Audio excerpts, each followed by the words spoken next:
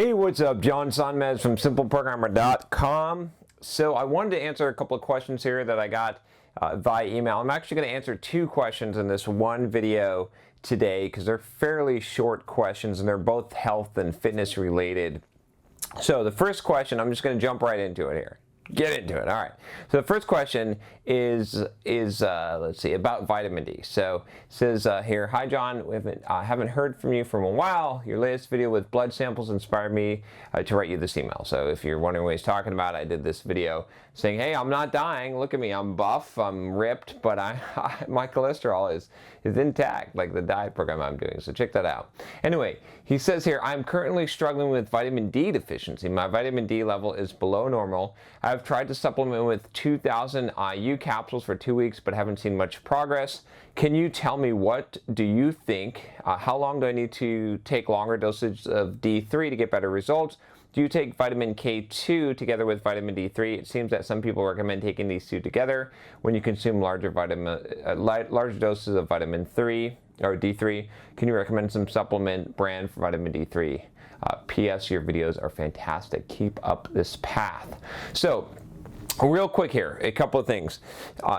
So first of all, I'm now taking about 10,000 IU of vitamin D3. Now, I'm not a doctor. Caveat here. You can have some problems if you take too much vitamin D, right? I self-experiment, okay? This is how I come up with stuff. I read a lot of information, read a lot of medical papers and studies, and then I experiment on myself. So my vitamin D was low. It's still not at the optimal level, so, and I was taking 5,000 IU. So I recommend ratcheting it up slowly, not going like super high, because you don't want to, go crazy with this. I run, like, I'm in the sun a lot, and then my vitamin D was still low. So I was taking 5,000, I doubled it up to 10,000. I am taking D3. I do recommend the D3 from all my research says to do the D3. I'm not taking K2 with it. I may look into that. I haven't heard anything really conclusive with that. I think, though, it does take time. Like, it seems like, because I had several blood tests where my vitamin D was lower and I started supplementing that, and it took a long time for me to actually see an increase in that. So here's what I would sort of recommend. Increase it slightly, right? Go to maybe 5,000 IU, right? And do some blood tests like every couple of months, because it does take some time. Get one of those daytime lights, you know what I mean? Those seasonal affective disorder lights that will basically generate natural vitamin D. One problem with supplementation with vitamin D, with any kind of supplementation of vitamins, is that absorption rate, right? It doesn't necessarily translate. Some people even argue that none of the vitamins you take really have much of an effect when you take them orally, and they're not coming from natural sources and stuff like that. So I think it is somewhat effective, but it's a lot less than what most people think. So you might have to take a lot more than what you need. So anyway, I would ratchet up slowly. I would do those things. As far as branding, I don't know about a brand for vitamin D3. All right, let's move on to the next question. Hey John, thanks so much for your videos. By following your example and especially your attitude about life, I've taken some major action learning closure on the side, finally working out after a long stretch as a sedentary slug. All right, buddy, that's good. I made great progress with closure and have built some fun web apps, but unfortunately I think I pushed myself too hard with the working out a bit. I'm embarrassed to say I found myself vomiting during 2 of my workouts. You should be embarrassed. That's hardcore. That's an achievement there. You get a badge if you vomit during a workout, buddy. All right. And I got really bad DOMS, so that's delayed onset muscle soreness, in my biceps after a third one. I'm only now beginning to be able to straighten my arms again. Whoops. I really want to get after it and work out hard, but I worry it's actually possible to overdo it. Do you remember what it was like when you started working out in the beginning? If so, do you recommend powering hard through the heavy pain and misery until the workouts feel easier, or you recommend easing into it and doing slightly more chill workouts for a while before really pushing yourself? Now that you're in great shape, do you feel sick or get DOMS after a workout? Is it something you have to suffer through only in the beginning? I'm a bit torn on the issue since I'm pumped to reach certain fitness goals quickly, but I want to avoid actual harm. Generally speaking, are there goals that you've achieved in life where you've eased into them gently and you're glad you did it? Or do you think the right approach is always to tackle goals with as much overwhelming intensity as you can? Thanks, John, for sharing your technical, physical, and life expertise. Someone who actually appreciates all the areas that I talk about. So, okay, I'm going to try to not spend too much time here, but this is, I wanted to wrap these up together. But, okay, so there's a few things here that I want to unpack. Okay, the first one is, let's talk about just the basic. Okay, so in general, right, when you are trying to do some kind of a fitness program, or you're trying to get in shape, you're trying to get results from your body, right, what you want to do is you want to do, I want to say that the minimum effective dosage, the minimum thing that is going to get you results, and here's why, right? Okay, now I'm all for doing extreme things, and I do extreme things, but when you're starting out, you want to start out with the smaller thing that you can do that's going to get you results, and I'll tell you why.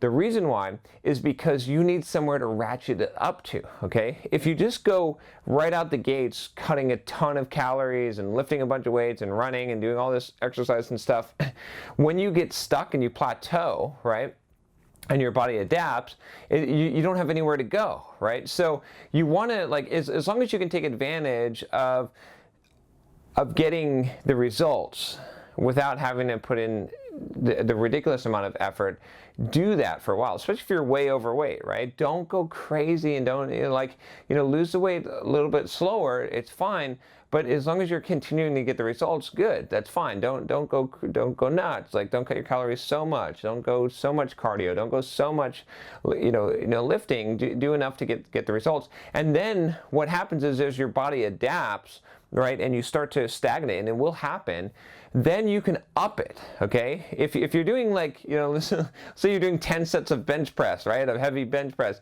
every day, where are you going to go from there? Where are you going to go when you get stuck, right? When you can jump it up to like 15 sets, that's crazy, right? It's too much. So even though I'm doing a lot of stuff, right? I'm working out 2 hours a day. I've got a fairly strict diet, all this stuff, right? That's in order to get to the level that I'm at now, right?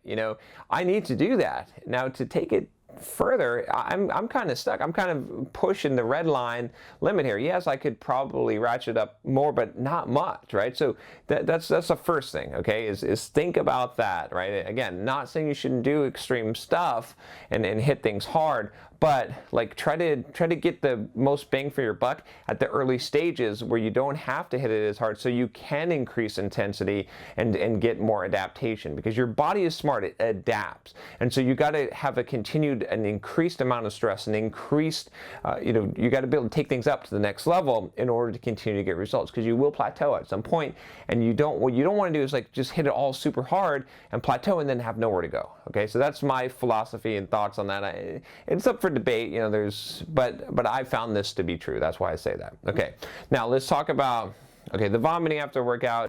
That's technically a good thing. My track coach was like, yeah, he'd be like, yeah, here's the bucket, dude.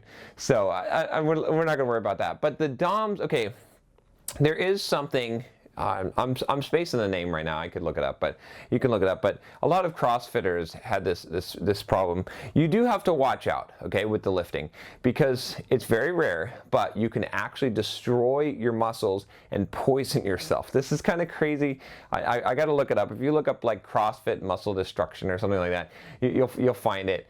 But essentially, there's some reports, because sometimes CrossFitters get a little bit crazy and they do just way too many reps and sets, okay? If you do so much damage to your muscle, it basically self-destructs. It basically kills itself. Okay, and when it does, it releases poison into your bloodstream. I'm laughing, but it's not really a laughing matter, because it can cause you some serious, I'm talking going to the hospital and getting close to dying problems, right? It'll destroy your kidneys, like it won't be able to filter the blood, like bad stuff, okay? Now, it's really hard to get to that level. I do intense workouts. I'm about to go lift some weights. I'm going to lift for like 2 hours. I'm going to do a lot of sets, going to do a lot of reps, right? But I'm doing heavy. So it is difficult to get to that. But if you're just like pumping arms, you do like 100 sets of biceps, and you're, especially if you're fairly untrained, you could do that. You could trigger that. I forget what the medical term for this is, but it's a real thing. It's not something you should, like, I don't want to scare you and make you say, oh crap, I better not lift weights or I'm gonna, my muscles are gonna kill themselves and then poison me. But just be aware of that. Like, don't go crazy, overdo it, right? Do the 3 sets, 8 to 10 reps or 6 to 10 reps, however you want to do in that range. Do a couple different exercises. Just don't like doing excessively amount more is not going to help. Increase your frequency maybe if you want to like work out every day and split things up. To be honest with you, you guys. The shape I'm in now, I've got a pretty dang good physique, right? I'll blow my own whistle here, just toot my own horn. But I lift weights 3 times a week, okay? I do upper body on Monday and Friday, and I do lower body on Wednesday. And that is all the lifting that I do. And I do about an hour and a half to 2 hour sessions, okay? And they're pretty intense, and I'm lifting pretty heavy weights and stuff. But that's all. That's it. Okay, I used to do a lot more. Right? So it doesn't require a huge amount. Now, most of like getting good physique is diet. Okay, and now I'm spot on with diet. I do fasting. I do like I said. If you're interested, check out my playlist on all my fitness videos and stuff. And I am going to come out with my program. I know I keep on promising it, but I need to perfect it, make sure it's really good, and got to put all this stuff together. I got a lot of stuff going on. But I will come out with it, and I will give you my workout and all that stuff. It is coming, okay? And it's not going to be too expensive either. It'll be reasonably priced, okay? So then let's talk about, okay, like the DOMS issue here. Yeah, and I think that I'm just going to kind of wrap it up with that. So so we'll cover like DOMS and beginning together. So when you first start working out, start lifting, you are going to have DOMS, delayed onset muscle soreness, right? Even if I stop lifting for like a week or 2, I will get it bad. It will hurt, okay?